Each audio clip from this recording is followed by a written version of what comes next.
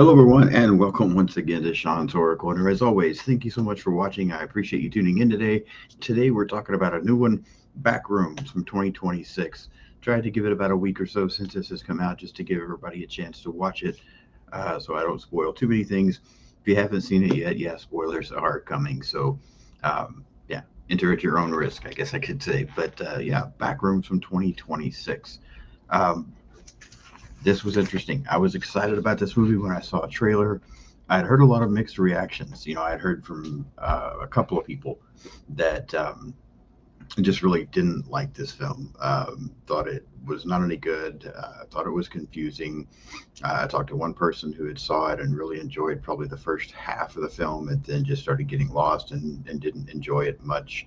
But then I talked to other people that thought this movie was outstanding. So when I went in to watch it last night, um, I really didn't know what to expect. I thought the trailer had looked good. I was excited to see it, but I really didn't know what to expect from this film. And spoiler-free thoughts. I don't know what I watched last night. Just to be completely honest with you, that was an interesting movie. But yeah, let's get into it. We'll talk about it and start breaking this down. Backrooms tagline for the film: Everything must go. Brief synopsis, very brief. A strange doorway appears in the basement of a furniture showroom. That's all I got for you for a synopsis for this one. The film was released May 29th of 2026, directed by Kane Parsons, written by Will Sudik. Maybe is how you pronounce that. Sorry if I said that wrong. Runtime of 110 minutes, budget of $10 million, and so far has made 38.4 million at the box office. Cast for this film. I'm tempted to not even try to say this first name. It's one of the primary characters, Chiwetel Ejiofor. Yeah, I don't know, but we're not going to say that name again. Then we also have another one that I'm not sure if I can pronounce, Renate Rensiv. Yeah, I don't know. Mark Duplass, Finn Bennett, and Lukita Maxwell. I'm terrible with names, but yeah. Production. Only one really production note to mention here, that this is based on Parsons' web series that was on YouTube and is inspired by the Backroom creepypasta stories. So that's kind of where we're at. Let's go ahead and jump in. Well, let's stop there. Let's talk about cast, characters, that kind of thing. Um, I feel like everyone does a good job. I feel like the performances are pretty solid in this film. This movie suffers a little bit from something that I feel like I've talked about it a lot this year. When I watch this movie and I watch these characters, there's not our primary two characters here, who are Clark and then his doctor, Dr. Klein. They're both fine. I mean, they both have their flaws, but they've both been through a lot, so they're playing scarred characters here for the most part, um, which I get, and that's fine. And you can still like scarred characters. Uh, I kind of liked Clark for, I mean, he's not going to be one of my favorite characters in a horror movie ever, but he seemed okay. Dr. Klein, I thought was weird. Not weird, like, I don't know. I just thought she was odd. Now, again, we'll talk about it a little bit in the plot. She's going through some things as well. But yeah, I don't know. Her character was just okay. The two people that I probably liked the best in this film were the two people that worked with Clark, and we'll get into them, excuse me, here in just a little bit. But yeah, the characters are fine. I thought the cast did a great job. I think the performances are all very well done in this film. Everyone does very well. Um, I think the cinematography, I think, is good. This Backrooms idea is, I don't know if creepy is the right word, but I could, being in this situation, I feel like would be overwhelming, claustrophobic at times, maybe. Just very unsettling, I think, would be the best word for it. And I think this is shot well and displays that well. Um, yeah, the film looks good. The score, it's fine. Nothing really to talk about there. This story, though, is where I struggle because, and again, I'm not someone who knows a lot about the back room, so I'm going into this without, a huge amount of knowledge on this topic. I've heard of it. I've heard people discuss it a little bit, but yeah, I can't really elaborate a lot on that. But yeah, the story's fine. I was enjoying this movie early on. I was enjoying kind of the way this was setting up and playing out. I feel like this movie at times is creepy. There's a couple of good jump scares in this movie. There's one that actually got me pretty good, um, which, like I said, is fairly unusual for me. It happens once in a while, but this one, there's a jump scare in this one that actually made me jump there in the theater. Uh, the theater experience was fun because a lot of times, not always, but a lot of times, I don't go see movies on their opening weekend. I typically go like a week later when I go to see something. There are exceptions, but going to see this one on opening weekend, there were a lot of people in the theater, so it was fun kind of getting the reaction from some other people. Um, one time, one particular person in the crowd there made a comment during the movie that actually had everybody in the theater laughing, so that was good. Um, yeah, it was fine. Nothing. The story was good until probably the second half to three-fourths of the way. Really, I'm going to say the last quarter of the movie. I had been enjoying the movie. I wasn't blown away. I wasn't sitting there thinking this is amazing, but I was enjoying it. It was fine. And then the longer the movie played out, and the more we got to that final act, the more I found myself just like, what the hell is going on? By the time the movie was over, I walked out of the theater, and the person that I went and saw the movie with, as we're walking to the car, they're like, "Well, what are your thoughts?" And my exact words were, "I don't know what the hell I just watched." Uh, Maybe had I have done some research on the back rooms and had a better understanding of this whole story, and had maybe seen some of the web series that Kane Parsons had done, or maybe read some of the creepy pasta stuff about the back rooms, maybe I would have a better understanding. It seemed odd to me. It got really weird. And I didn't fully understand. I mean, I understood, but I didn't understand it. It's really hard to explain. I just think it's such a weird movie. Yeah, so let's get into the plot and start talking about this a little bit and get into my overall thoughts. But we open this film up with footage that is recovered of a researcher who's down in these back rooms doing like this expedition of this area. And apparently he's been separated from his group, and then he gets killed by this unknown entity. I like the opening. I thought it set the tone very well for what we were going to be getting, or at least what I thought we were going to be getting. Um, I mean, it's not mind blowing, it's not amazing, but it got my attention. Um, I thought it was kind of cool, this unknown entity thing that was down there. I keep saying entity because I don't know what else to call it, being maybe or something. But not seeing it, I thought was a good choice early. And we kind of get these little glimpses, maybe, but yeah, I thought the opening was good. It was a good opening scene. It set the tone, a little creepy. Yeah, I was like, okay, I like where we're starting off here. From there, we meet our primary character, Clark. We find out Clark is struggling after going through a divorce, um, alcohol. He's having a lot of problems. We meet his therapist, Dr. Klein, who also we discover has got some childhood trauma that she's dealing with as well. We find out that Clark owns his furniture store, and that he ends up talking to an electrician because their electric bill there is running really high and lights are flickering off and on, and but yet the electrician can't find anything wrong, um, other than an odd switch on the breaker box that doesn't seem to do anything. So yeah, we're just really setting everything up here. We're getting an introduction to all of our characters. Again, it's fine. Um, Nothing mind blowing here, but everything fine. Story going well, setup good. Um, I was enjoying what was happening. Uh, from here, though, we find out that Clark is actually living in the store, which I felt bad for the guy. When we get these scenes, I was like, damn, poor Clark. But one night in dealing with some of these electrical issues, he ends up finding he sees like a slit, it looks like this little space in the wall. And as he goes over to try to figure out what's going on, he ends up basically like phasing through this wall and ends up in the back rooms. And then we get some cool shots and some fun scenes of him kind of exploring these back rooms a little bit and just seeing what all is there. Again, I think the cinematography is good here. I like this setting. It's unsettling. So I thought that was good.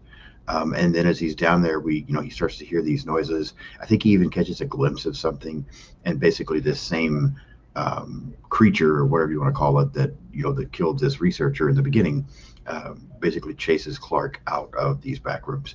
Again, I liked what was happening so far. I'm like, okay, this movie's unsettling and eerie are some of the best words I can think of really to describe what's fine here. Characters seem okay. I like where we're going. We're getting good storytelling without it dragging. So I was again still fully on board here. As we kind of start to turn and get into the second half of the film, Clark goes and he's trying to explain these back rooms to his therapist. She's not really believing him 100%, but is trying to understand what's going on. So Clark ends up deciding that he's going to get his assistant manager, whose name is Kat, her boyfriend, whose name is Bobby, to get a camera and help him go into these back rooms and investigate so he can prove what he has seen. This is probably my favorite part of the movie, where they go and they start doing their little investigation here.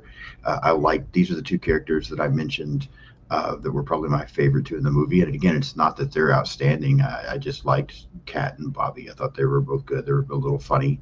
So yeah, it was. But these scenes where they're investigating, and then as they kind of lower Bobby down into this one area and he's exploring, he starts to hear noises. This entity, this figure, is not chasing him as well, and so he's trying to get Clark and Kat to pull him back up out of this section that he's gone into. And just as it looks like they've made it, they've got him up. The creature pulls him back down. We also see that Clark and Kat also fall into this area. We kind of see Bobby's body being drug away. Clark and Kat end up getting separated. Clark comes across these really odd, kind of deformed characters that are down there. He hears Kat, but he can't find her. And again, I felt like this was a fun scene. It's creepy, it's eerie, it's again unsettling. I keep using that word. There's some tension here. I was really enjoying this scene. And at this point in the movie, I'm thinking as we're about halfway through, I'm like, okay, I think I might like this. This is going a good direction. I can see where some of the people that really enjoy this film, I can see why. I mean, that's what I was thinking here about this halfway point. Again, Clark hears Kat. He's trying to find her. He sets the camera down because he's got the camera. But as we see him looking around this, again, this creature that we can't fully see, ends up picking up this camera. We hear Kat screaming out to Clark to look out behind him. And then we cut to Dr. Klein. So again, great scene here. Really enjoyed where we were happening here, but we're a halfway place here in this movie. But we cut to Dr. Klein. She gets a voicemail from Clark telling her that he's not coming back. Don't understand this. I don't know how being here in these kind of lost and stuck in these back rooms and not having a phone that happened, but I'll overlook that for now. Dr. Klein begins to try to check things out. So she ends up going to this store, going into the basement, finding the entryway and going into these back rooms. She's kind of searching around a little bit. She ends up finding Clark, but now he's acting very differently and he's interacting with some of these misfigured creatures that are down there. While he and her are talking, Clark kind of ends up going crazy for a moment and basically just like chokes her out. And we get this scene of this guy named Phil, which we actually saw this earlier in the film too. I failed to mention that. When Clark goes into the back rooms for the first time and he's looking around and trying to figure this out, we see someone watching him on a camera. It's Mark Duplass's character, who we find out his name is Phil. He's a scientist. After Clark chokes out Dr. Klein, we see Phil and his family, and they're watching TV, and there's a commercial on from Clark's furniture store, and we can tell that he is kind of freaked out because he recognizes Clark. Again, that excuse me, that doesn't really come back into play. I mean, he had been watching the guy in these back rooms. These back rooms are located in the basement of this furniture store, apparently. So why is he so shocked to see him on this commercial? I have no idea.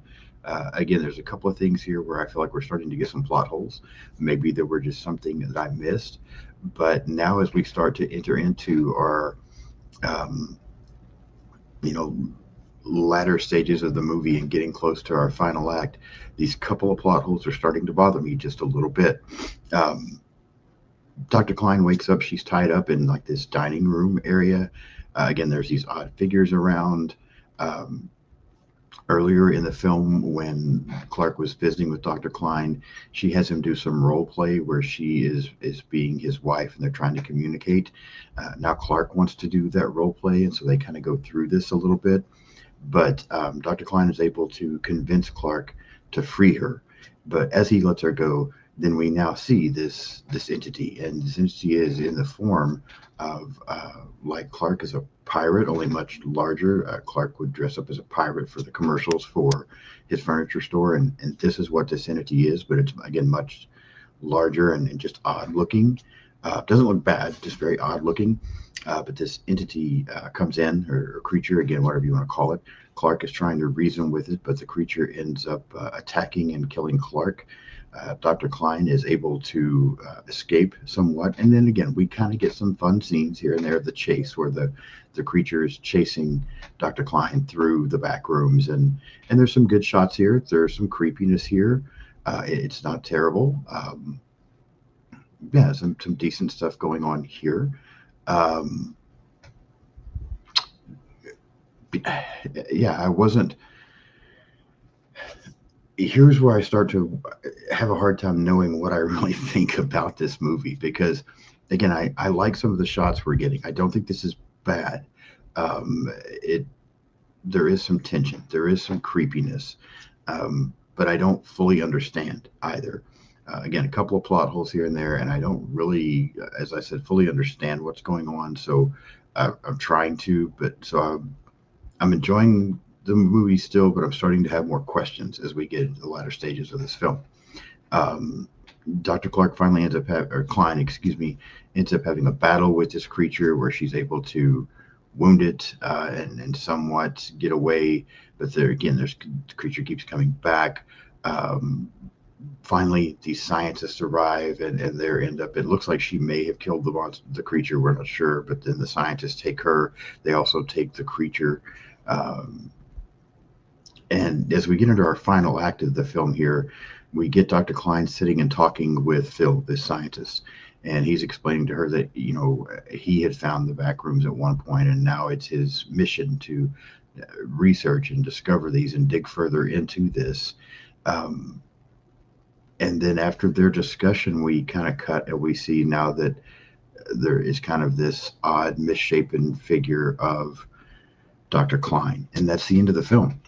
And there's a part there where Clark is kind of explaining to her what's going on and that these rooms remember people, but they don't remember them correctly, and that's why the people look odd.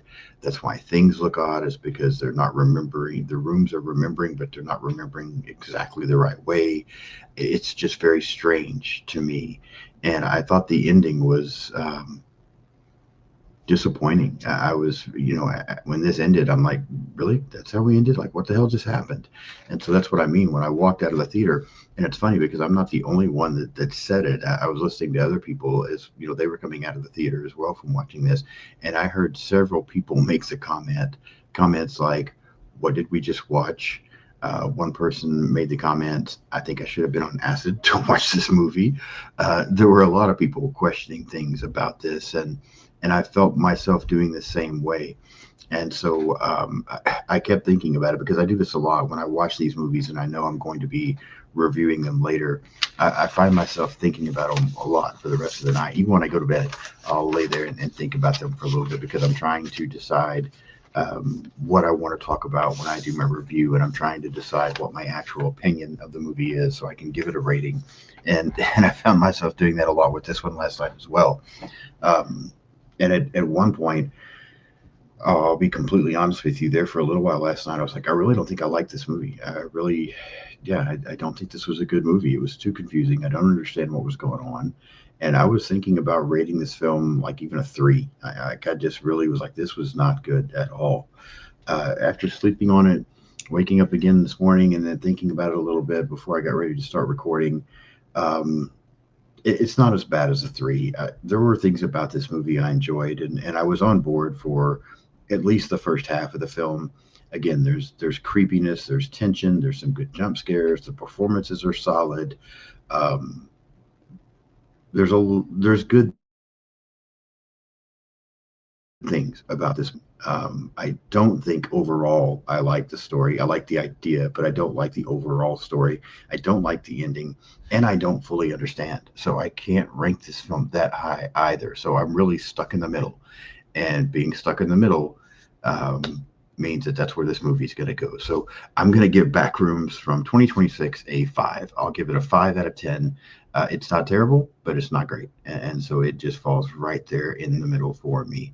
That's my thoughts. If you've seen this movie, let me know what you think. I've said it multiple times. I really like the interaction. I appreciate the interaction. Everybody that watches the videos and comments and lets me know their thoughts on the film, I really do appreciate that, because that's one of the reasons I do this, is for the interaction with the horror community. So leave me some comments and let me know what you think about this episode, what you think about this movie. Did you like it? Maybe you can explain to me the things that I didn't understand.